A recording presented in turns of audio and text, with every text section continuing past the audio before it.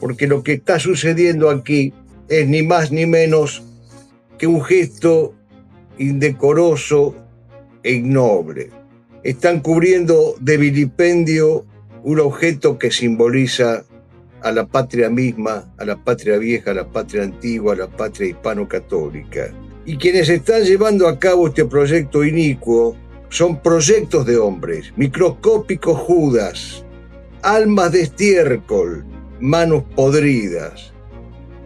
Importa el lugar, claro que importa, pero importa lo que hay detrás del traslado, y es esta manipulación indecorosa e indebida e injustísima del sable del general San Martín. No sé cómo osan tocarlo con sus manos podridas y sus almas de estiércol. Y si este golem de Milei osara además disfrazarse de granadero, espero que todavía quede algún soldado en la Argentina que esté dispuesto a cumplir con lo que sentencia el reglamento de honor para los granaderos a caballo. San Martín prevé en ese código de honor que al granadero indigno se lo expulse arrancándole públicamente el uniforme a estocadas. De modo que si Milei osara esta pantomima, como bien la llamabas, algún soldado honorable debería cumplir con el reglamento sanmartiniano y arrancarle el uniforme a estocadas a este sirviente de la judería, bufón del nuevo orden internacional.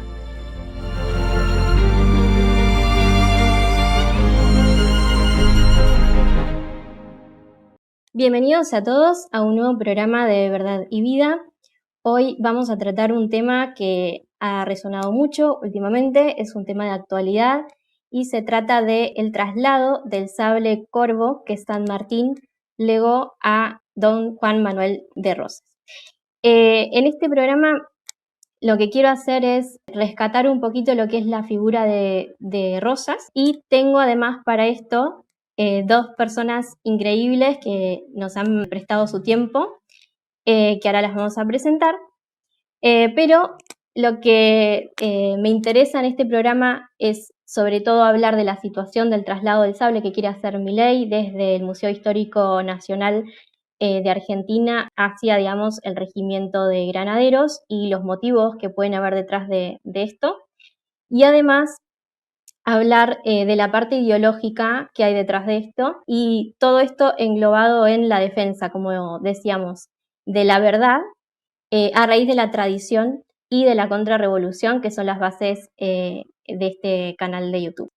Así que bueno, los presento.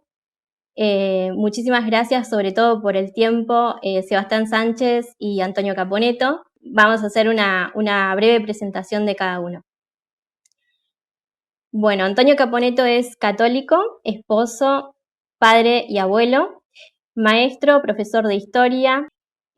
También es autor de numerosos libros sobre historia, filosofía y pedagogía, todo desde una visión católica. Dos libros que podemos destacar es uno llamado Notas sobre Juan Manuel de Rosas y otro llamado San Martín, arquetipo de la hispanidad. Así que bueno, muchísimas gracias Antonio por tu tiempo, un gusto tenerte en el programa. De nada, al contrario. Bueno, y Sebastián Sánchez, que es católico, esposo, padre de familia, profesor y doctor en historia, profesor universitario y también autor de numerosos libros. Bueno, vamos a hablar entonces, como les comentaba, este tema que tiene que ver con que el pasado martes 3 de febrero, el gobierno de Milei firmó un decreto para trasladar el sable corvo, sí, legado por San Martín a Juan Manuel de Rosas, desde el Museo Histórico Nacional al Regimiento de Granaderos.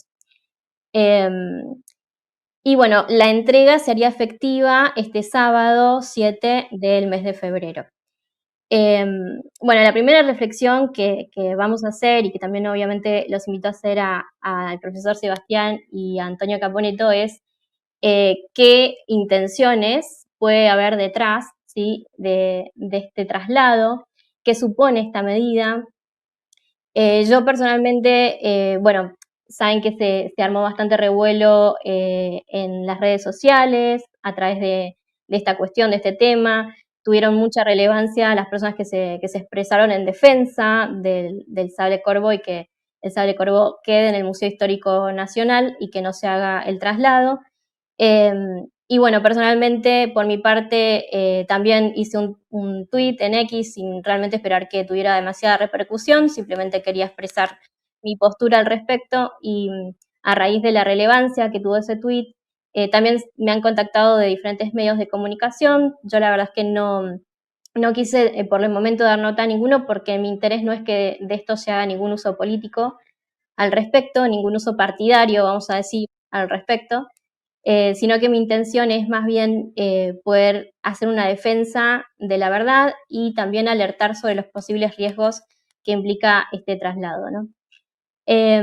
Entonces, bueno, mi primera inquietud, por el cual también hice el tweet, es este riesgo de que Milei quiera hacer con esto un uso político partidario y haga una especie de pantomima durante la entrega del sable a granaderos y utilizarlo también como una excusa para tener acceso al sable. Se sabe que, según los dichos del anterior director del Museo Nacional Histórico, el presidente habría querido utilizarlo para un acto público. Se habló también de que había querido disfrazarse para utilizar el sable corvo. Se le negó la entrega en ese momento y el exdirector del Museo Nacional aludió que eso bueno, había sido uno de los grandes motivos de su despido. También vale decir que en el transcurso del día, también 3 de febrero, se conoció también la renuncia de la actual directora del museo, que fue nombrada por el propio, dentro del propio gobierno de Milei, digamos. Ella asume dentro ya estando, digamos, el presidente Milei en funciones. Y a raíz de esta situación ella también renuncia a su puesto, ¿no? Bueno, entonces una de las cuestiones era esta, el miedo de la pantomima, y otra de las cuestiones es el hecho de que se intente con esta medida borrar parte de nuestra historia argentina, que creo que en realidad también es una de las cosas más preocupantes, y hacer de cuenta que el sable corvo de San Martín nunca fue realmente legado a Rosas, ¿no? No sé, Antonio, ¿qué opinión te merece esta intención de trasladar el sable? Lo primero que debe hacerse, a mi juicio, es aplicarle a este hecho ignominioso de Milei aquellas palabras duras y veraces que escribiera hacia el año 1941 León Blois, cuando habló de la lamentación de la espada. Es una página bellísima que se aplica exactamente al momento histórico que estamos viviendo. Dice León Blois, pero es tan repugnante lo que sucede en este siglo de Ronia que ya no sé dónde deberá empaparme el exterminador un día para purificarme de los usos inauditos que de mí se han hecho. Me he convertido en el último recurso y en la amante fatídica de rufianes en litigio y de periodistas vendidos cuya purulencia espantaría Sodoma. Proyectos de hombres, microscópicos Judas, logrados quién sabe por qué fétidos ayuntamientos de viejos venenosos, no contentos con revolcarse recíprocamente sobre la cabeza sus almas de estiércol, aún se atreven a dirimir por mi intermedio sus querellas de lupanar. Osan tocar con sus manos podridas, capaces de oxidar los rayos del día, la espada de los ángeles y de los caballeros. Pero termina León Blois esta página espléndida. Que tengan cuidado los palafreneros nocturnos de la yegua popular. Devoro lo que toco y apelaré de mí misma ante mí misma para castigar a mis profanadores.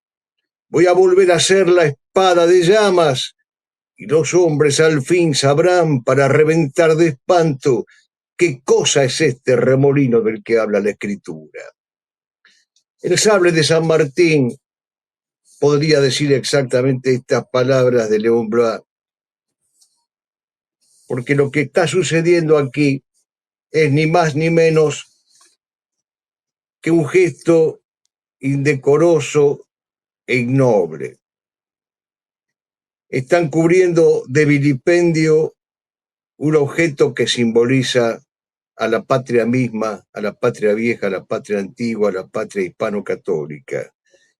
Y quienes están llevando a cabo este proyecto inicuo son proyectos de hombres, microscópicos Judas, almas de estiércol, manos podridas. Eso es lo primero que hay que decir. Importa el lugar, claro que importa, pero importa lo que hay detrás del traslado. Y es esta manipulación indecorosa e indebida e injustísima del sable del general San Martín. No sé cómo osan tocarlo con sus manos podridas y sus almas de estiércol. Y si este golem de Milei osara además disfrazarse de granadero, espero que todavía quede algún soldado en la Argentina que esté dispuesto a cumplir con lo que sentencia el reglamento de honor para los granaderos a caballo, escrito por el mismo San Martín. San Martín prevé en ese código de honor que al granadero indigno se lo expulse arrancándole públicamente el uniforme a estocadas. De modo que si Milei osara esta pantomima, como bien la llamabas,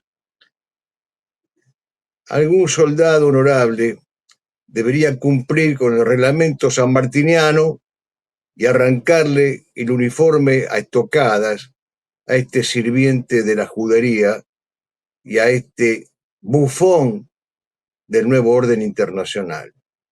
Esa es mi opinión y no sé si fui clara. Muy claro, Antonio, y además siempre muy preciso con tus palabras justas. Así que muchísimas gracias por tu opinión, la comparto al 100%. También, bueno, otra cosa que yo quería mencionar es que Milei públicamente ha tratado a Rosas de tirano, ¿no? En un acto público. Yo después también voy a agregar acá el video para que puedan ver las cosas que dijo y reivindicando también la figura de Urquiza, como a veces también hace con la de Alberdi, descartando por completo el final de la vida, ¿no?, de Urquiza. En Palomar fue donde se dio la batalla de Caseros, donde el general Urquiza venció al tirano Juan Manuel de Rosas. Porque fue el lugar donde Urquiza después dio lugar a poner en marcha la Constitución de Alberdi, y que cuando se anexó la provincia de Buenos Aires en el año 1860, de ser un país de bárbaro, 35 años después nos convertimos en la primer potencia mundial, abrazando las ideas de la libertad.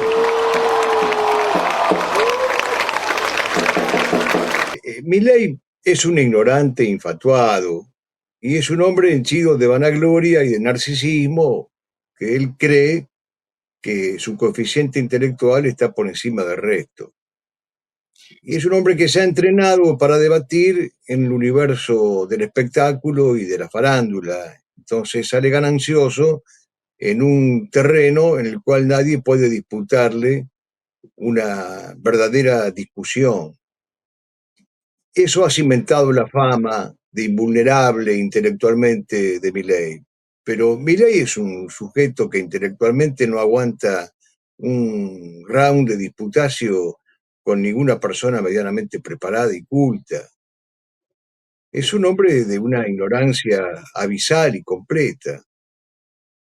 Es un hombre sin sapiencialidad alguna. Sí, te iba a decir que yo por un lado considero eso en gran parte, sobre todo si se lo compara con grandes hombres o con los entrevistados que tenemos hoy. Pero además le agrego que creo que hay una cuota de mala intención detrás. Está bien que uno como católico no debe juzgar las intenciones, ¿no? Pero hay veces que los errores son tan precisos y quirúrgicos, vamos a decir, para defender su idea liberal, que a veces es difícil pensar que son errores sin mala intención, ¿no? O sin ninguna intención detrás, ¿no? Esos errores que él comete, que casualmente siempre le sirven a él para avalar sus propios discursos basados en mentiras o en ocultamiento de parte de la historia que no deja de ser también una mentira, ¿no? Nosotros juzgamos los frutos. Las intenciones no nos competen juzgar. Eso claramente se dice en el magisterio tradicional de la Iglesia. Ecclesia non judicat interius. La Iglesia no juzga el interior. Pero por los frutos lo conoceréis. Y los frutos que está dando esta gestión son de perdición. Son frutos malévolos. Y entre estos frutos de perdición, entre estos frutos malévolos, está el de la falsificación de la historia. Como si no hubiese tenido lugar en la Argentina un arduo y profundo y hondo debate historiográfico del cual salió victorioso el revisionismo histórico argentino. Este hombre ignora la existencia del revisionismo histórico argentino en su ignorancia fatua y petulancia atroz. Entonces se cree con el derecho de omitir nada más y nada menos que ese sable llegó a la Argentina porque lo donó la hija de su dueño, de su heredero, don Juan Manuel de Rosas. Es decir, lo donó Manuelita Rosas. Y es una historia muy conocida esta, para repetirla. Sebastián seguramente la conoce con más detalle que yo, pero el sable llega allá por 1897. Manuelita le dirige una carta de puño y letra a Carranza, que en aquel momento era el primer director del Museo Histórico Nacional, y el sable queda allí.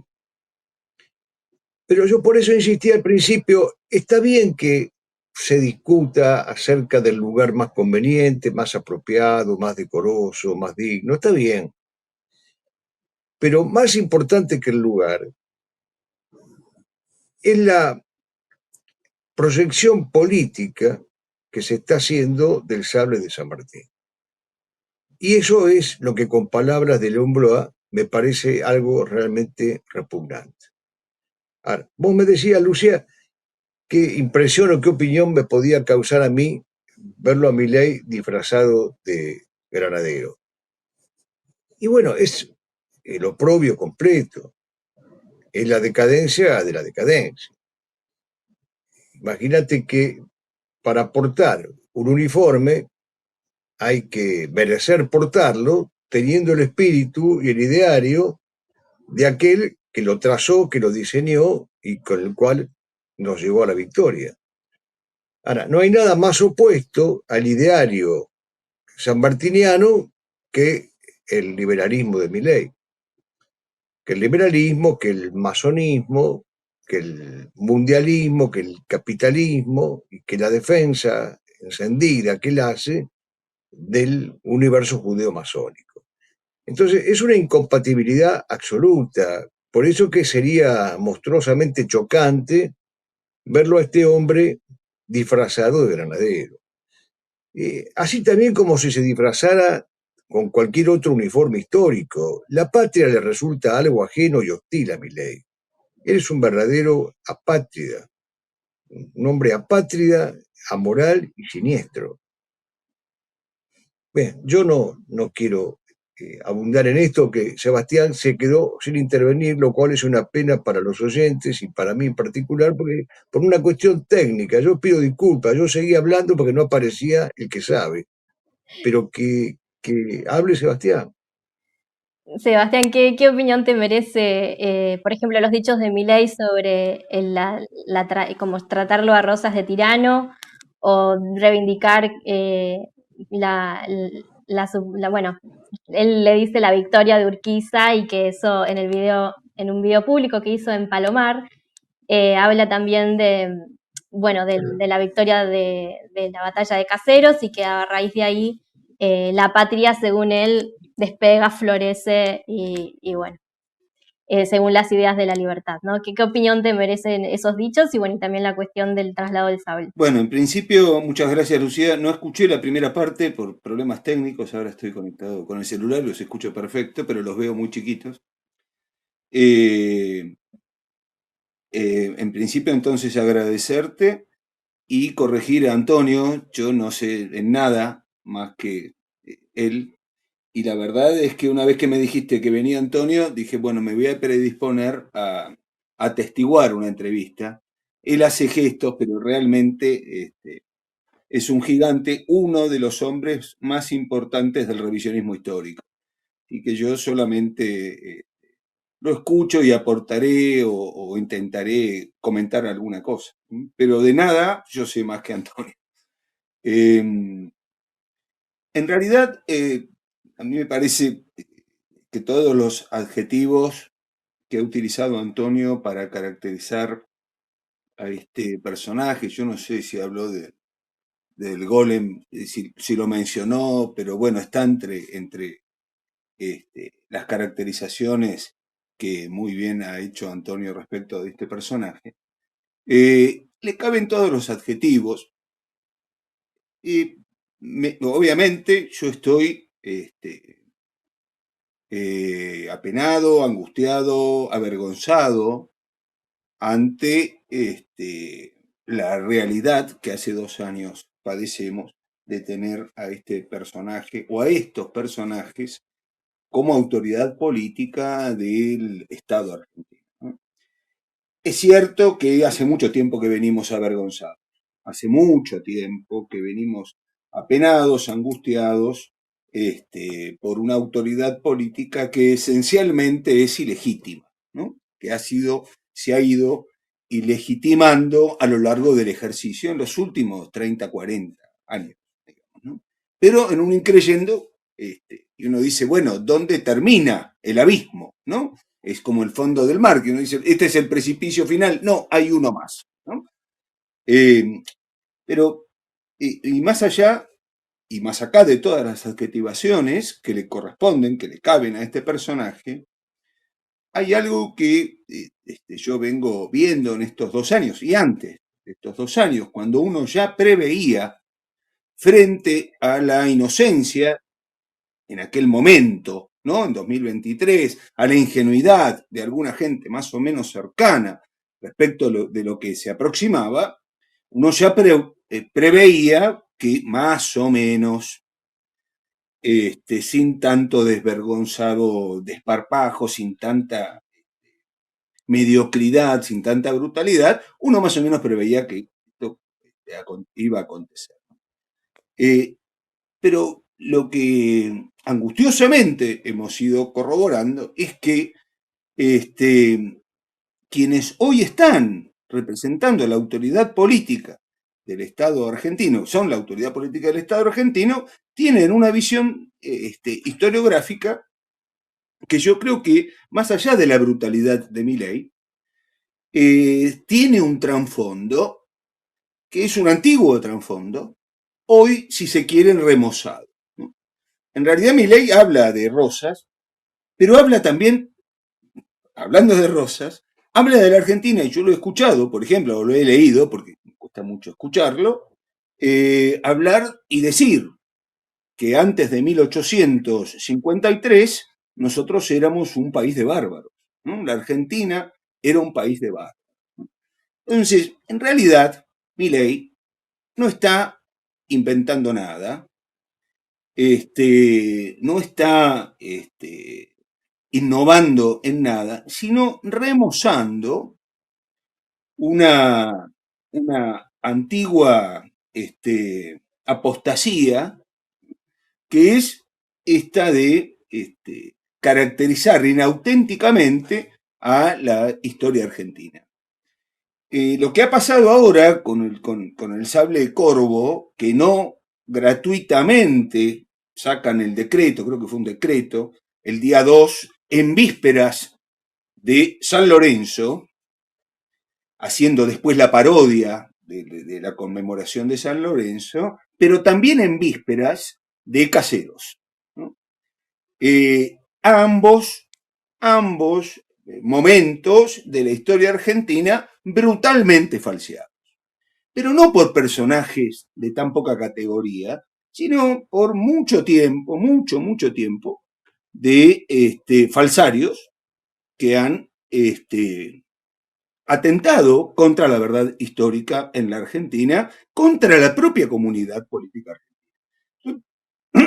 A propósito de la entrevista, me puse a leer algunos textos y tomé, esto por supuesto, Antonio, nada de lo que yo vaya a comentar, Antonio lo ignora y lo conoce mucho mejor que yo, pero recalé en un texto de Julio Irasusta, que es uno de nuestros más importantes historiadores, uno de los fundadores del revisionismo histórico, un texto editado en 1968, pero que en realidad está en sus ensayos históricos, Antonio, y en realidad es de 1935, casi un siglo atrás, casi un siglo.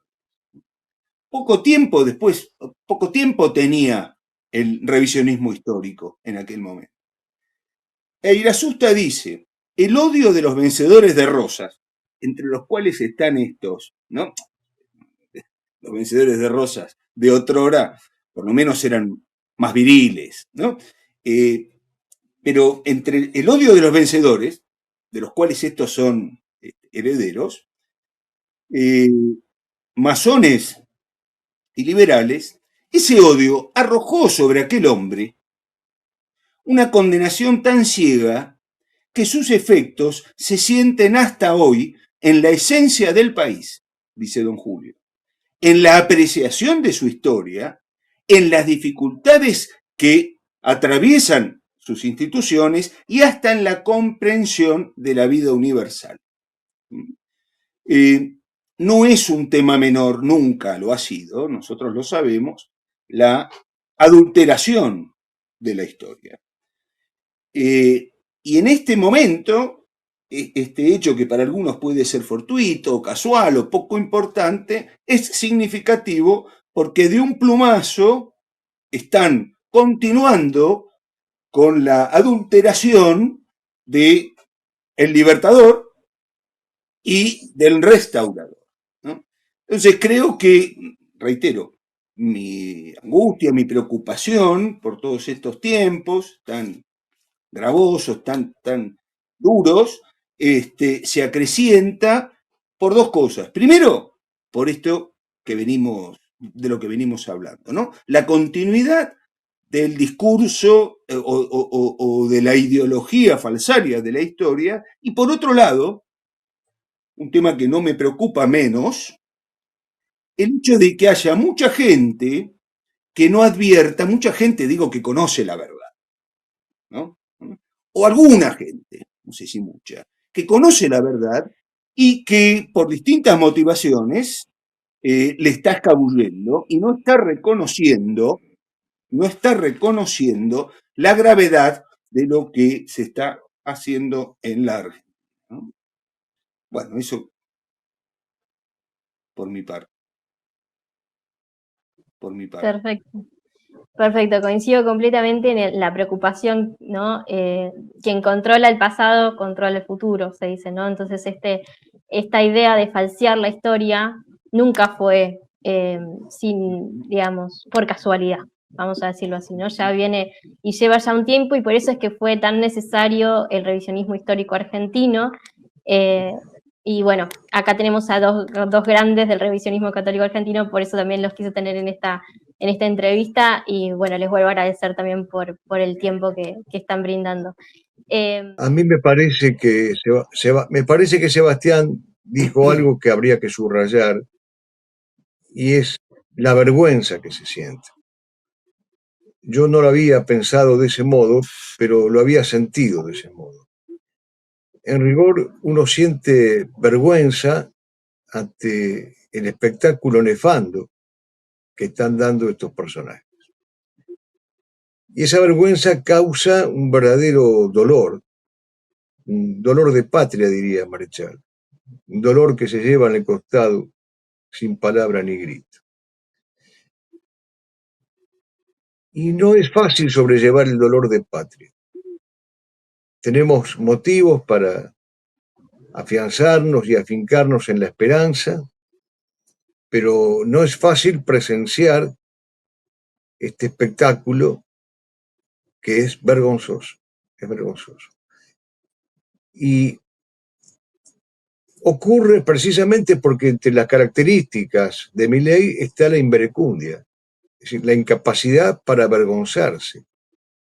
Por eso puede montar los shows y los espectáculos grotescos que monta sin que absolutamente nadie de relevancia, por ejemplo la jerarquía eclesiástica, considere que debe corresponder de mínima a un llamado de atención. De mínima. Ahora, preferiría, y esto es un criterio, no es dogma de fe, preferiría ahondar en ciertos puntos más que prolongarnos en otro. En la crítica, sí, tal cual. Yo siempre digo que, a ver, la crítica muchas veces es necesaria, pero también tenemos que traer a la mesa la propuesta y lo que rescatamos de lo que fue la verdad histórica también, ¿no? Porque eso en definitiva es también lo que nos eleva y también nos sirve para hacer una defensa sólida de la patria, ¿no? Entonces, en ese sentido, también quisiera que pudiéramos hablar un poquito, por ejemplo, sobre las razones por las que San Martín lega su sable a Rosas. Recordemos que es ese legado del sable de San Martín a Rosas lo que después hace que termine en manos de Manuelita, ya que, bueno, Rosas se lo hereda al yerno, ¿sí? Bueno, la donación la hacen por consentimiento de ambos, en realidad, y eso es lo que dice la carta de Manuelita, al Museo Nacional de Argentina, Histórico Nacional. En ese sentido, a ver, es cierto porque muchos por ahí objetaban, la donación fue al Estado argentino, y mezclan Estado con gobierno, con nación, mezclan todo, ¿no? Como diciendo, y Milei, y entonces puede hacer lo que quiera con el sable. No, debería respetarse al menos la intención que hubo detrás de la donación, y ya ni siquiera me meto en una parte positivista, jurídica, sino en lo que hay detrás, ¿no? En esa intención que hubo detrás. Y bueno, y también nuevamente, entonces hablar de los motivos que tuvo San Martín para legar el sable corvo a Rosas. ¿Qué podemos decir sobre eso? San Martín empieza su trato con Rosas en una carta que está fechada en agosto de 1838, por ocasión del bloqueo francés al puerto de Buenos Aires. En esta primera carta que le manda, San Martín le ofrece sus servicios a don Juan Manuel de Rosas. He visto por los papeles públicos el estado en que se encuentra nuestra amada patria. Me he enterado del bloqueo francés. Ignoro cuáles serán los resultados de la contienda, pero estoy a sus órdenes. 3 días después de haberla recibido, me pondré en marcha para servir honradamente a la patria en cualquier clase que se me destine. Esta es la primera carta que San Martín le dirige a Rosas y con la cual se entabla una amistad arquetípica que debería ser enseñada en todas las escuelas e instituciones castrenses del país. En esa carta, además, San Martín hace un breve retrato, una breve semblanza autobiográfica, y en donde vuelve sobre un tema recurrente, y es el de las locas teorías de los liberales por los cuales se vio obligado al exilio y al destierro. Ahora, esta correspondencia termina en mayo de 1850, pocos meses antes de que San Martín muriera. Y en la última carta que le manda, le dice San Martín a Rosas, no es mi ánimo quitarle a usted con una larga carta el precioso tiempo que usa en beneficio de nuestro país. Pero quiero decirle algo, le dice San Martín, y es que yo veo en la Confederación Argentina que usted preside un modelo a seguir para todos los estados americanos. Y allí es cuando califica los logros de Rosas como logros imitables. La paz, el orden interior, la prosperidad, el señorío. Y termina esta última carta, pocos meses después moriría San Martín, diciéndole a Rosas que goce usted de salud completa y que al terminar su vida pública sea colmado del justo reconocimiento de todo argentino. Son los votos que hace y que hará siempre en favor de usted su apasionado amigo y compatriota que besa su mano, José de San Martín. Pero 6 años antes de esta última carta, 6 años antes, esta carta es de mayo de 1850. En 1844, San Martín redacta su testamento. Y allí aparece la famosa cláusula tercera, en donde le deja el sable a don Juan Manuel de Rosas. El sable que me ha acompañado en toda la guerra de la independencia de la América del Sur le será entregado al brigadier general de la República Argentina, don Juan Manuel de Rosas, como una prueba de la satisfacción que como argentino he tenido al ver la firmeza con que ha sostenido el honor de la República frente a las injustas pretensiones de los extranjeros que trataban de humillarlo. Y recalco y subrayo la fecha porque no han faltado los Mitres y los Sarmientos que han dicho que San Martín le lega el sable a Rosas en un acto de chochera o de senilidad. San Martín estaba en perfecto estado de lucidez cuando tomó esta decisión por los motivos que el mismo artículo tercero acabamos de escuchar que dice, que enuncia, y cuando al año siguiente tiene lugar el gloriosísimo combate de la Vuelta de Obligado, el ánimo patriótico de San Martín se exacerba todavía mucho más. San Martín se convierte en el primer gran rosista de la Argentina, y allí donde en una carta a O'Higgins le dice, después he visto la acción de Obligado. Los argentinos le hemos demostrado al mundo que no somos empanadas que se comen con solo abrir la boca. Tentado estuve de mandarle el sable directamente después de la acción de Obligado. Es decir, estos son los motivos. Por eso cuando el sable llega al país, don Leopoldo Lugones escribe un artículo maravilloso que se llama El Sable, que apareció publicado el 4 de marzo de 1897 en El Tiempo. Y allí dice Lugones, por Rosas vuelven a tener los argentinos el sable del Libertador, y no se puede hablar de la herencia heroica sin recordar al gran heredero, al hombre extraordinario que a pesar de todo no han conseguido manchar por completo las calumnias mezquinas y los silencios cobardes de los que nunca pudieron perdonarle el imperdonable crimen de haber sido el más grande de todos ellos. El crimen del general Rosas, dice Lugones, consiste en haber sido lógico ocupando solo todo el horizonte, porque era el más grande de todos los hombres de su tiempo.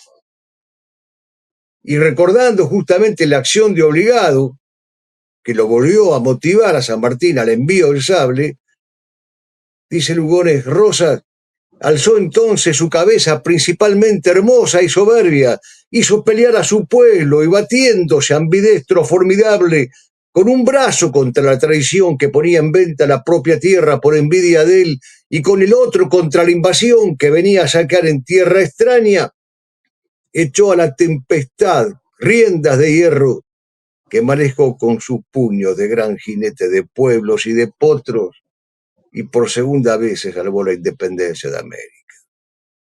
Por Rosas vuelven a tener los argentinos el sable de San Martín.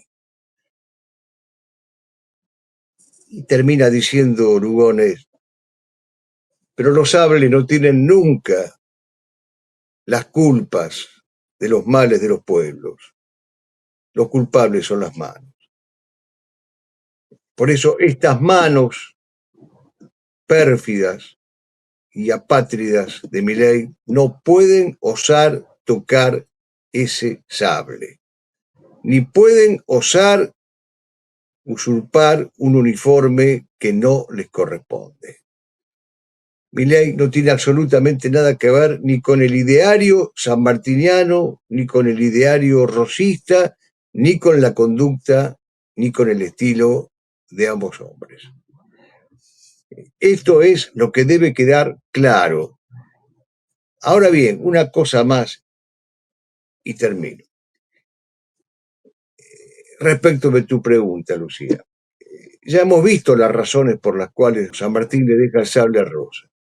Pero no, Rosas a imitación de San Martín le dejó al mariscal Solano López su sable. Que habría que preguntarse dónde está ese sable y qué hicieron con el sable de Rosa. Pero lo que quería decir era que antes de 1838, cuando San Martín inicia la correspondencia, ya hay elogios a la conducta de Rosas en las cartas que San Martín le manda a sus principales amigos, como Guido y O'Higgins, entre otros. Ya hay elogios a la conducta política de Rosas, e incluso hay una anticipación histórica. O sea, San Martín se anticipa a los hechos y dice que solamente la patria podrá salvarse cuando el comandante general de la campaña, que él ya tiene identificado, asuma un gobierno que los demagogos llamarán tirano y que me proteja de los supuestos beneficios de la presente libertad. Es una carta muy conocida que le manda a Guido, que debería ser lectura obligatoria en estos días, del 1 de febrero del 34, donde San Martín dice, repudiando expresamente al liberalismo, maldita sea tal libertad, la libertad de los liberales. Maldita sea tal libertad. No será el hijo de mi madre el que vaya a gozar de los beneficios que ella proporciona, hasta que no vea establecido un gobierno que los demagogos llamarán tirano y que me proteja contra los bienes, entre comillas, que me brinda la actual libertad, no descansaré. Y concluyo, dice San Martín, diciendo que el hombre que establezca el orden en nuestra patria, sean cuales sean los medios que para ello emplee, es solo el que merecerá el noble título de su libertador. Y ese hombre fue don Juan Manuel de Rosas.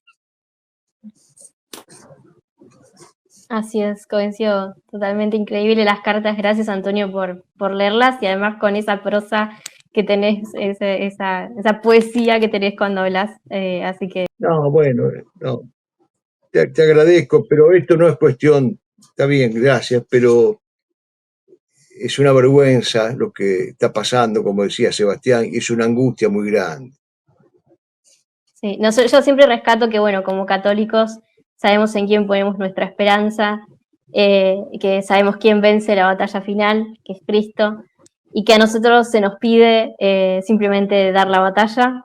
Obviamente que somos seres humanos y las cuestiones que están pasando nos dan angustia, pero eso no nos quita nunca la esperanza y la alegría de saber quién vence al final, ¿no? Porque es una certeza que nosotros tenemos sobre quién vence la batalla final.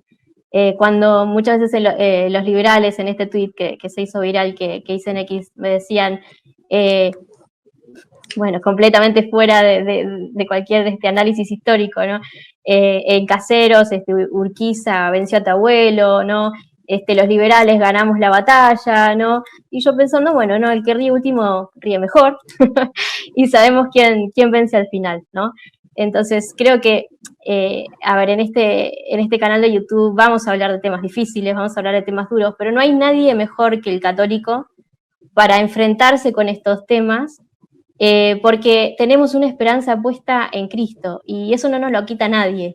Y esa es una de las fuerzas que yo creo que por lo que nos odian, muchos que nos quieren ver caídos, ¿no? Muchos que nos quieren ver angustiados, pero angustiados mal, angustiados sin dar la batalla, ¿no? Tirados, sin fuerzas, ¿no?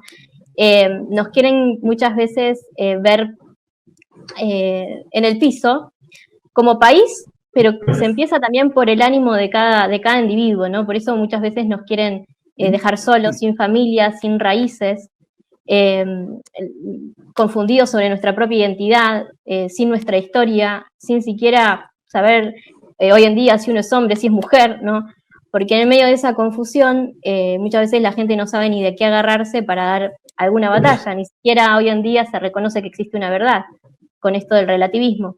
Entonces el católico lo tiene todo para dar la batalla, y creo que es algo por lo cual no solo estamos obligados a darla, sino estamos obligados a darla con esperanza, ¿no? Y con vigor y con alegría también, a pesar de la situación que estamos atravesando, ¿no? Bueno, en ese sentido también quería preguntarle a Sebastián qué piensa respecto, bueno, a esta idea, ¿no? que se ha intentado establecer sobre Rosas como tirano, y en contraste, ¿por qué se lo llama Rosas el restaurador, ¿no? Bueno, muy, muy sintéticamente, y para dejarlo hablar sobre todo a Antonio, a mí me parece significativo señalar esto que decíamos al principio, ¿no?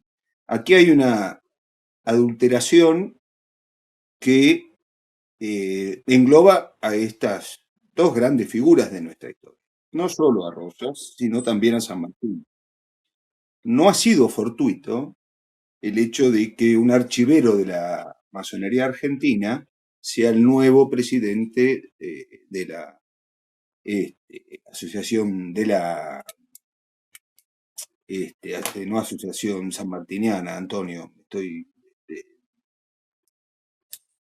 me estoy confundiendo. Bueno, es un reconocido que lo han nombrado hace poquito, ¿no? Sí. Sí, se me va el nombre, pero está bien lo que estás diciendo, obviamente. Sí, sí, nada es de la casual. masonería. Por esto de aquí son falsedades antiguas, ¿no? Falsedades antiguas.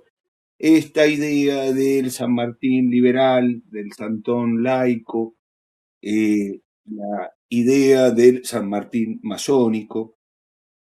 Ha habido grandes historiadores que se han ocupado de enseñar debidamente acerca de esto, pero lo cierto es que la vida política de San Martín, que termina en Argentina e Hispanoamérica en 1822, es un rotundo mentís respecto de la acusación de liberalismo y de masonería, ¿no?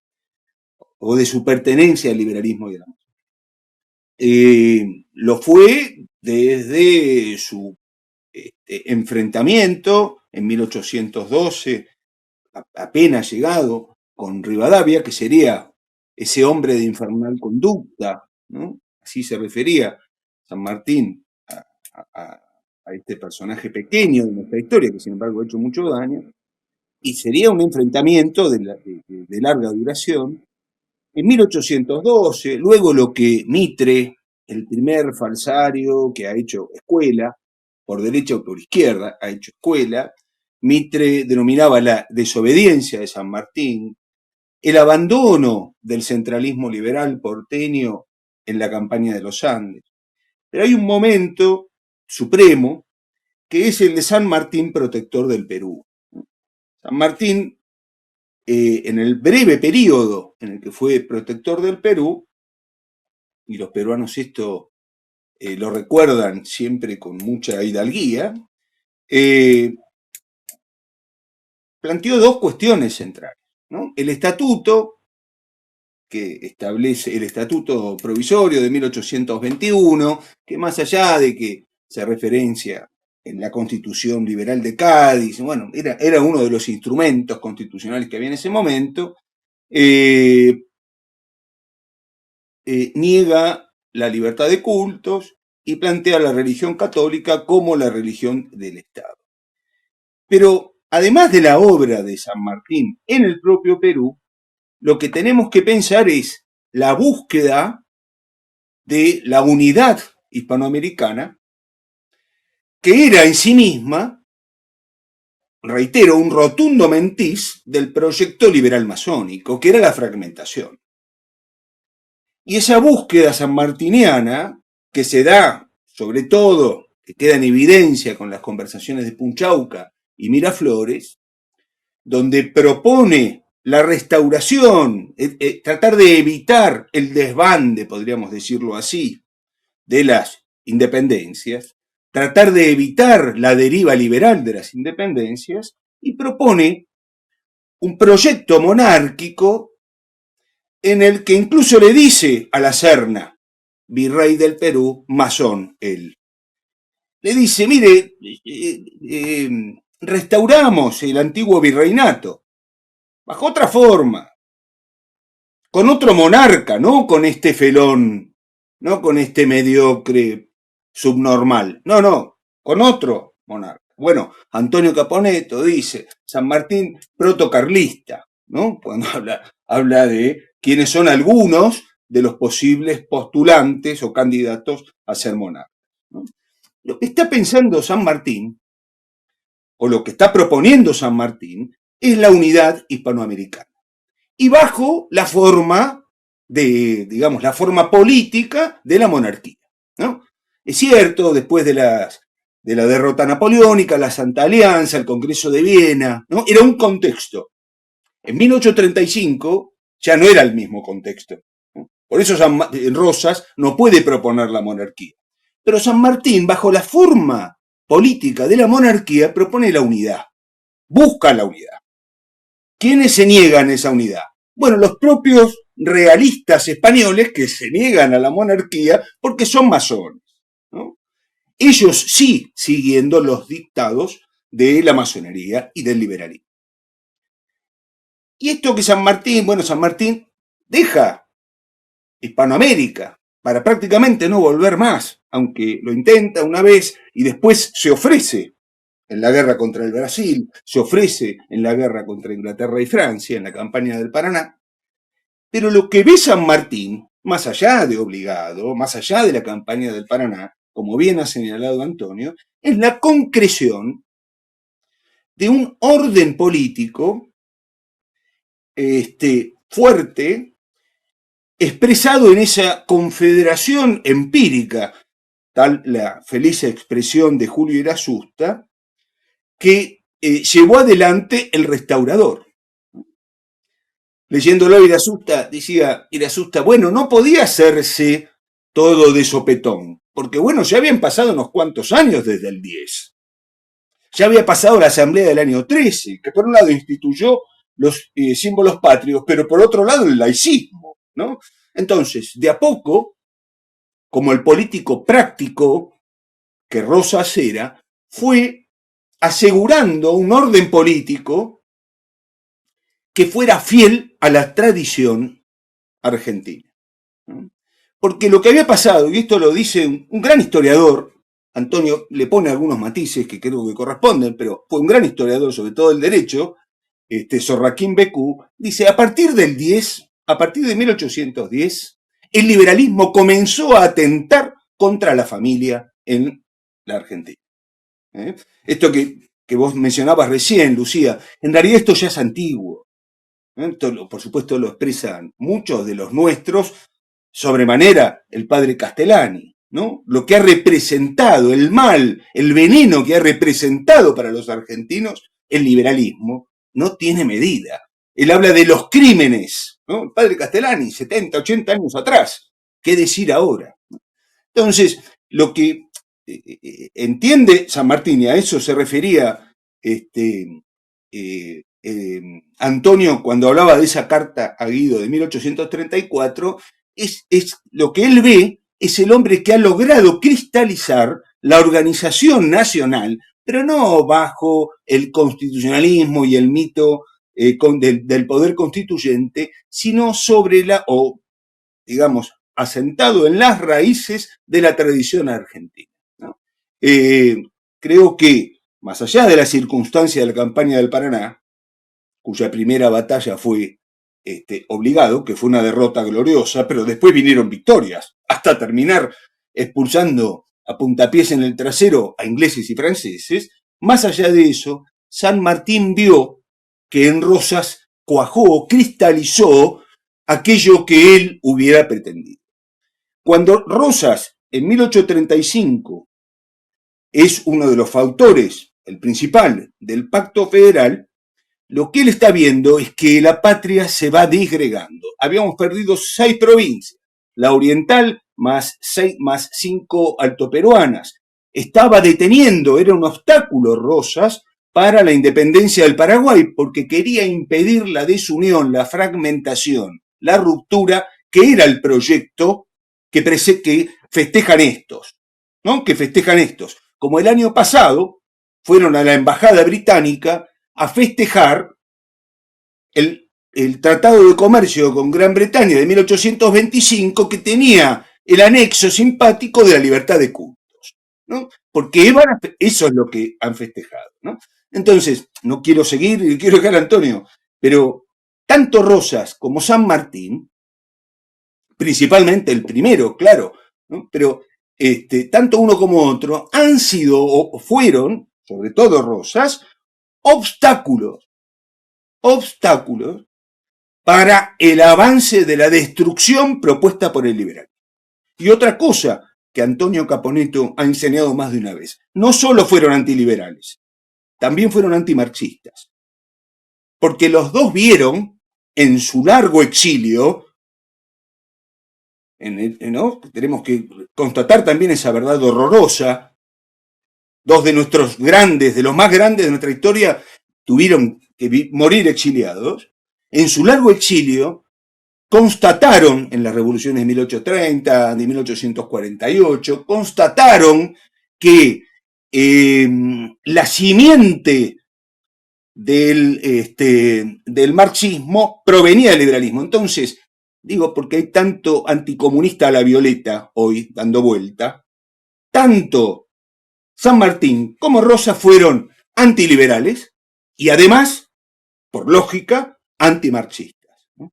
Bueno, lo dijo Antonio. Perfecto, Sebastián. Está muy bien, por favor. Muchísimas gracias, Sebastián. Muchísimas gracias, Sebastián, por toda tu exposición. Muchísimas gracias. No, Antonio. Si lo aprendí de usted, Antonio. No estoy diciendo nada que usted no haya dicho antes. Hemos abrevado en las mismas fuentes con diferencias generacionales. Sí. Bueno, esta era una justamente de las cosas que yo quería también, digamos, poner en la conclusión también de este programa, ¿no? El tema de que nuestra patria nació católica, viene incluso de España católica, ¿no? Y después este reclamo de autonomía, si se quiere, que tuvimos que hacer, y desde donde viene también nuestra Argentina, no fue por oponernos a una monarquía católica, por el contrario, ¿no? Fue por intentar mantenernos católicos y también con un orden, la intención fue mantener ese orden, si se quiere, de la monarquía católica, ¿no? Y hoy, lamentablemente, por cómo ha sido la historia, derivamos en una especie de intento de democracia, ¿no? Intento de democracia y además liberal, ¿no? Y partidocrática, ¿no? Entonces, bueno, Antonio también tiene varios libros escritos respecto al problema de la democracia liberal, partidocrática moderna, que los invito a leer. Y cuando muchas veces a mí me quieren como encasillar en algún tipo de partidos, cuando expreso mi opinión o cuando hago una crítica, ¿no? Porque generalmente esta gente que lo sigue a Milei también es tan básica como él, que uno le hace una crítica y enseguida te tratan de kirchnerista, de peronista, de, no sé, lo que sea, ¿no? De zurda, ¿no? Y les cuesta mucho realmente entender cuál es mi postura, que es también la de Antonio, ¿no? Y que realmente yo considero que la verdadera salida, la verdadera solución del problema de nuestra patria, a ver, para entender cuál es la salida hay que entender el problema, que es un poquito de lo que estamos hablando acá. Y no se va a resolver, yo creo, por medio de la democracia liberal, que es parte del problema, ¿no? Lamentablemente, a ver, uno sí puede rescatar quizás en algunos pequeños municipios o algunas pequeñas acciones que se puedan hacer dentro de este sistema para resistir, si se quiere, el avance del progresismo lamentable que vivimos y que tiene que ver con una colonización de nuestro país, ¿no? De nuestra patria, y que también está unido completamente al ataque a la fe católica, ¿no? Esto hay que decirlo y hay que verlo, y yo espero que mucha gente que que pueda estar viendo este programa también lo pueda entender así. Es simplemente ponerse a estudiar la historia y darse cuenta que siempre los enemigos de la patria han intentado atacar la fe católica, con palabras bonitas, si se quiere, llamando, entre comillas, libertad de culto a lo que en realidad fue quitarle a la fe católica fundante de nuestra patria el protagonismo que por deber le corresponde, ¿no? Que por derecho le corresponde, simplemente por ser primeramente la verdad, pero además porque así se fundó nuestra patria, ¿no? Entonces, cuando vemos los ataques, incluso hasta hoy en día, ¿no? Los ataques que quieren hacer fuerzas extranjeras, o si se quiere también globalistas hoy en día, porque ya la línea entre las naciones se empieza hoy en día a desdibujar bastante, y se trata de una especie de batalla entre patriotas y globalistas, ¿no? Y el ataque siempre va a venir acompañado del ataque a los valores que tenemos como católicos, ¿no? Si se quiere virtudes, vamos a decir, porque valores es una palabra un poquito abusada ya, ¿no? Pero las virtudes, ¿no? O sea, la defensa de la familia, la defensa de la vida, así nos han intentado, bueno, y lamentablemente han logrado en muchas personas hacer que avalen el tema del aborto, ¿no? Que es el asesinato de niños dentro del vientre materno, intentar disminuir la población, porque es mucho más fácil tomar una población un país, ¿no? Cuando tiene poca población, que cuando tiene mucha, y sobre todo si esa población está tan confundida como lamentablemente hoy está la nuestra. Entonces la gente a veces se pierde un poquito, cree que las conquistas solamente se hacen por medio de guerras físicas, y en realidad hay una guerra más profunda, que es la guerra ideológica, y una especie de batalla espiritual que hay de fondo, ¿no? Entonces, quisiera también un poquito terminar este programa con alguna palabra de los dos respecto a esto, ¿no? El hecho de que nuestra patria nació católica, el hecho de que defender la patria implica también defenderla de las ideologías del enemigo que quiere someterla, ¿no? Y un poco también, para defender la patria hay que defender también a sus integrantes, a sus habitantes, evitar que nos quiten, ¿no? Nuestras raíces, nuestra historia, nuestra fe, la familia, nuestra identidad, que intentan siempre volvernos más individualistas, más materialistas, más relativistas, donde al final es como que la gente ya no tiene nada por qué luchar, porque la verdad no existe, no tienen familia, no tienen a un otro que defender, no tienen una patria que defender, un territorio que defender, una historia que defender, ni una fe que defender, ¿no? Entonces, bueno, un poquito quería escucharlos a ustedes hablar en esta línea, en esta reflexión final que podemos hacer sobre la importancia de defender la fe unida a la defensa de la patria. Me quedé pensando en algo que comentaste al pasar, Lucía, y es que creo que en las redes, porque es un mundo que me resulta ajeno y hostil, creo que en las redes dijiste que te hacen una especie de lo que hoy llaman bullying por estar defendiendo estas ideas y que se burlan jactándose de un presunto éxito. Algo así has dicho. Bien, yo al respecto quiero decir lo que dice Strauss. La historia es una aristocracia. Ella no ratifica ni los plebiscitos ni las aclamaciones de las multitudes. Ella tiene desdén por el mero éxito y un alto respeto por los gloriosos vencidos. Y vos en lenguaje coloquial decías, el que ríe último ríe mejor. Ese refrán, que pertenece a la paremiología española tradicional, ese refrán tiene un sentido vinculado a las postrimerías. Porque Chesterton dice que todos vieron el llanto en sus ojos, en los ojos de Cristo, pero nadie vio su risa. ¿Y es que acaso Cristo no se reía?, se pregunta retóricamente Chesterton. Sí, pero no la hizo visible. ¿Cuándo la hará visible? Cuando regrese triunfal y victorioso como Rey de Reyes y Señor de Señores. Entonces reiremos postrimeramente con la risa de nuestro Señor. Eso por un lado quería decirte. Por otro lado, respecto del dolor y de la tristeza que esto nos causa y que no empaña nuestra alegría, hay un dolor virtuoso que bien nos hace, el dolor de patria. Como dice Quevedo, miré los muros de la patria mía, si un tiempo yermo ya desmoronado. Ese dolor nos ennoblece, nos lacera, pero no nos paraliza, sino que por el contrario nos impele, nos instila y nos da fuerza. Y es lo que dice Marechal: desertarás primero la tristeza, la del mundo, con su país de soles indecisos. La tristeza es el juego más tramposo del diablo. Y una vez superada la tristeza, cuídate de los tristes. Entonces nosotros tenemos dolor de patria y lo reivindicamos y lo rehabilitamos como legítimo, necesario y propio del patriota virtuoso, pero no hemos perdido la alegría. Ni serán estos miserables los que nos hagan perder la alegría, porque la iglesia, dice San Hilario, es la musa de la alegría que habita en la tierra de los justos. Y nosotros somos la iglesia. Y en ella María Santísima es causa de nuestra alegría. Yo propongo que si se lleva a cabo la profanación del sable y del uniforme, el haz, el puñado de patriotas que quedemos, nos demos cita en la tumba del general San Martín. Y le digamos aquellas palabras de Anzoátegui: presente, general, con la patria ganada y el acento inmortal. Con usted los que fuimos 3 o 4 patriotas, con usted los que somos varios cientos de miles.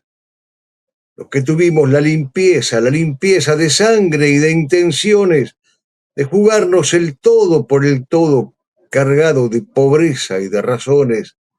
Los que afirmamos la teoría de que la patria no era ni sería una dependencia de la masonería. Los que sabemos que los pueblos tienen como los hombres su rendición de cuentas y su juicio final. Los de la patria limpia, con usted, general. Cada uno visita las tumbas que le son afines. Era una vieja costumbre medieval que se ha perdido. Los argentinos de sangre limpia estamos dispuestos a revivir esa antigua y cristianísima costumbre para renovar nuestro juramento, nuestra fidelidad a la memoria del general don José de San Martín. Y decirle: descanse, general, entre flores y sables, que la Virgen del Carmen custodia su reposo, porque somos sus fieles, seremos sus soldados, hasta que llegue el día del triunfo glorioso. Descanse para siempre después de tanta lucha, de exilios, de amarguras y pruebas dolorosas, porque somos su patria, seremos su milicia, hasta que rompa el alba de la nueva victoria. Excelente, excelente, Antonio. Muchas gracias. Un placer escucharte siempre. Sebastián. Bueno, creo que las últimas palabras, estas de Antonio, esta última intervención de él, debían cerrar la charla, ¿no? La entrevista. Yo, en rigor, puedo agregar poco más. Sí, señalar esto que vos indicabas, ¿no? Argentina nació católica, sigue siendo una patria católica, y si no nos dejamos vencer por la tristeza, que es un pecado, es porque creemos que la patria aún, a pesar de todo, puede ser restaurada. Y esa restauración también está centrada no solo, por decirlo así, en la lucha interior, ¿no?, que acontece aquí, ¿no?, y de tener a estos protervos como autoridad política de esta comunidad política, de tener estos nuevos protervos que le siguen a otros tantos que hemos tenido, sino también, y esto lo enseñaba el maestro Irasusta y Ricardo Paz y tantos otros, la personalidad de una nación, la personalidad de una comunidad política como Estado, se expresa, se evidencia en su vinculación con otras comunidades políticas, ¿no? También en esto, más allá de que Argentina hace muchos años, muchas décadas, que no tiene política exterior o que tiene una política exterior vil, mísera, colonialista, decías vos, ¿no?, de colonia, hoy adquiere un ribete gravísimo. O sea, ya ni siquiera es una pantomima de soberanía. En esta doble filiación, y digo, filiación, la doble complicidad, o bueno, no encuentro el sustantivo para con el Estado de Israel y con Estados Unidos. Y esto pego el salto asociado a lo que Antonio decía de la valía de tu testimonio en las redes sociales, ¿no?, que también me son ajenas, gracias a Dios. ¿Y por qué asociar una cosa con la otra? Porque las redes sociales, que son el sostén de la opinión hoy, y que son en general una cloaca, en las redes sociales abundan quienes confunden, ¿no?, quienes confunden. También quienes confunden respecto de la política nacional, podríamos decir, y también respecto de la política internacional, ¿no? Y no hablo solo de los batalladores culturales, no hablo de estos personajes que ni siquiera quiero molestarme en nombrar, ¿no? Personajes que van mostrando la hilacha, para decirlo vulgarmente, y ahora encuentran más detractores que seguidores, gracias a Dios. Pero no solo de ellos, hablo de otros también, ¿no?, que se acercan, que se despegan, que se acercan y que despegan, y que producen una enorme confusión. Una enorme confusión. En todos los terrenos.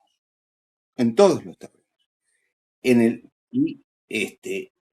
la perspectiva del daño que se está haciendo en lo que podríamos denominar la política interior, y también respecto de esta filiación malsana en política exterior con el imperio dual, podríamos decir, de Estados Unidos y el sionismo, ¿no?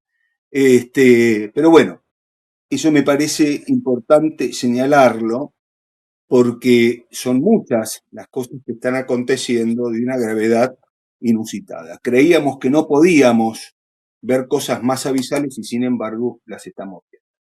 Y yo simplemente agradecerte, Lucía, por el testimonio de siempre, que yo sé que hace mucho tiempo que venís perseverando, sin claudicar, sin bajar los brazos frente a los insultos, a las tropelías de personajes de baja calaña, y agradecerte también por esta posibilidad y además de poder escucharlo a Antonio y compartir, aunque sea la pantallita, con el maestro Antonio Caponeto, a quien yo tanto le debo desde hace muchísimos años. Así que, bueno, por mi parte, nada más. Gracias, Sebastián. Gracias No, gracias, Lucía. Yo te propongo que no te olvides de la oración responsorial que pronunció tu ilustre pariente, el padre Alberto Escurra, cuando fueron regresados los restos de Rosas al país. El padre Alberto en aquella ocasión dijo: te pedimos, Señor, que el ejemplo de Juan Manuel sea la inspiración de nuestra juventud. Que miren no a los ídolos de la farándula o de las series extranjeras, sino al ejemplo de los santos y al de los héroes, y encuentran en Juan Manuel el arquetipo del gaucho y del patriota. Te rogamos, Señor, que le des a don Juan Manuel de Rosas el descanso eterno, y que a nosotros nos niegues el descanso, nos niegues la tranquilidad, la comodidad y la paz, hasta que sepamos edificar la Argentina grande que Juan Manuel amó, con la cual soñó y por la cual entregó su vida. Así sea. Así sea. ¡Viva la patria! Que viva. Siempre. ¡Viva Cristo Rey! Y que viva Cristo Rey, por cierto. Gracias, Sebastián. No, Antonio. Gracias, Lucy. Muchísimas gracias a los dos por prestar su tiempo. Yo los admiro, la verdad, que a los dos muchísimo. Y yo tengo cierta, si quiere, obligación de hablar de estos temas, de hacer estos programas, pero también de invitar a los grandes, a los que saben mucho más que yo, y que bueno, realmente merecen tener muchos más espacios y ser escuchados por muchas más personas. La verdad que son joyas que tenemos en nuestro país, y muchas veces mucha gente no las conoce, ¿no? Y deberían conocerse, deberían ser mucho más conocidos y reconocidos. Y lo mismo, bueno, invito a todos a interiorizarse sobre el nacionalismo católico argentino, sobre la figura del padre Membiel, el padre Castellani, que acá los hemos nombrado, la figura del padre Sáenz, de Saccheri, de Genta, ¿no? Porque realmente yo estoy convencida de que esa es la línea por la cual la Argentina puede llegar a encontrar una verdadera salida, ¿no? Los invito también a leer los libros escritos por Antonio Caponetto, sobre los temas políticos, que tiene varios, y también sobre Sebastián Sánchez, también los libros que ha escrito de su autoría respecto a la historia. Es importante entender la historia de forma correcta, ¿no? Y también los invito, quizás a los que no tengan fe católica y estén escuchando este programa, sin necesidad de que tengan fe, porque la fe es un don y la fe se pide. Hay que querer tenerlo, ¿no? Porque también conlleva una responsabilidad, pero se pide y es un don. Pero quien no la tenga, de todas maneras, sí puede, desde el simple razonamiento, hacer las conexiones respecto a la importancia de la fe católica para nuestra patria y para lo que hoy somos como argentinos, ¿no? Y lo que reconocemos también como bueno y malo, ¿no? Eso viene desde una raíz católica, no hay con qué darle. Si se ponen a ver los valores, bueno, los antivalores que tiene Israel o que tienen otras patrias más de corte protestante, se van a dar cuenta que hay cosas que solamente las tienen las patrias hispanas, ¿no? Y gracias a España que nos legó la fe. Entonces, aunque no tengan la fe católica, no tengan el don de la fe, de todas maneras pueden defender las virtudes de la fe, y pueden poner en práctica una defensa pública, aunque no sean católicos, simplemente por entender el vínculo que tiene la defensa de la patria, y esto lo digo para muchos patriotas que nos pueden estar viendo, aunque sean, digamos, de ideas diferentes a las nuestras, pero sé que en el corazón está ese interés por defender lo nuestro, por defender la Argentina, ¿no? Entonces, los invito a interiorizarse sobre estas conexiones que hemos hablado un poquitito hoy en nuestro programa, pero que pueden seguir profundizando. Sobre todo, les recomiendo la línea del nacionalismo católico argentino, ¿no? Y a raíz de esa línea también van a encontrar, incluso ya en los tiempos del padre Julio Membiel, esta crítica al sionismo, que se advertía como un peligro, ¿no? Al sionismo y a las ideas judaicas, si se quiere también, ¿no? En general. Sé que son temas, digamos, vamos a decir, polémicos hoy en día, cada vez vamos a lamentablemente tener menos capacidad para hablar de estos temas. Lamentablemente, dentro de las reformas del Código Penal que quiere ejercer Milei, también como déspota, ¿no? Está el tema de aumentar las penas por delito de odio, y son temas que se han hablado en organizaciones como la DAIA y la AMIA, entonces realmente no creo que esos delitos de odio estén apuntados a defender a los católicos o a defender la fe católica. Esto lo digo como de forma anecdótica, ¿no? Sino que evidentemente apuntan a un poco lo que ya dijo Sebastián sobre estos intereses que mantiene lamentablemente el presidente, ¿no? Entonces, para concluir, simplemente animarlos a todos a unirnos bajo una misma patria, bajo una misma fe, bajo la misma defensa de la misma bandera que es la Argentina, que viene también de los colores del manto de nuestra Santísima Virgen. Defender lo nuestro es defender también nuestras raíces, ¿no? Así que bueno, muchísimas gracias Antonio, muchísimas gracias Sebastián. Yo encantada de tenerlos en este programa y bueno, nos estaremos encontrando seguramente en próximos programas y en próximos temas que pasen sobre nuestra patria. Muchas gracias a vos, Lucía. Muchas gracias a vos y gracias, querido Antonio. Un gusto. No, a ustedes. Muchas gracias, queridos amigos. Gracias. Bueno, hasta luego. Y gracias a todos por escucharnos.